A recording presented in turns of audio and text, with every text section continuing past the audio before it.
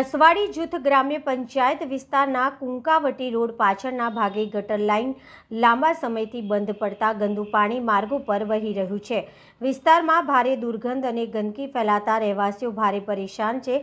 ખાસ કરીને નાના બાળકો અને વયસ્કોમાં રોગચાળો ફાટી નીકળવાનો ભય વધી રહ્યો છે।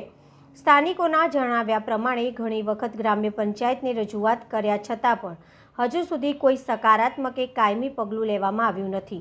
ગંદુ પાણી ઘરોના આંગણે સુધી પહોંચી ગયું છે, જ્યારે મચ્છર જંતુઓની વધતી જતી સંખ્યા ડેન્ગ્યુ અને મેલેરિયા જેવા રોગોના જોખમમાં વધારો કરે છે। રહેવાસીઓએ નસવાડી ગ્રામ્ય પંચાયતને તાત્કાલિક ગટર લાઇનની સફાઈ મરામત, વિસ્તૃત સફાઈ અભિયાન તેમજ જંતુનાશક છંટકાવ કરવા જોરદાર માંગ કરી છે।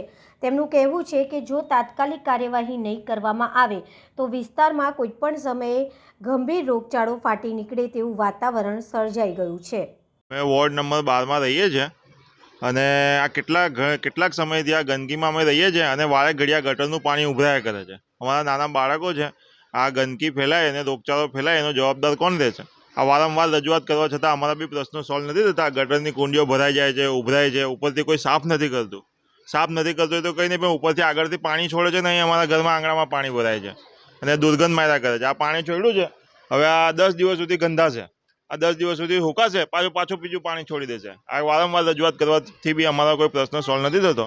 તો અમારી એ રજૂઆત છે કે આનો કાયમી ધોરણે નિકાલ આવે અને અમે રોગચાળામાંથી મુક્ત થઈએ અને બીમારીમાં અમારા ઘરમાં બીમારીને નાના બાળકો છે, ઘરની મહિલાઓ છે, આવવા જવાનું છોકરાઓ રમે કરે તો કોઈ બીમાર ના પડે ને આની ધ્યાન આપે પંચાયત, એ અમારી ખાસ રજૂઆત છે। મેમણ સાહિલ।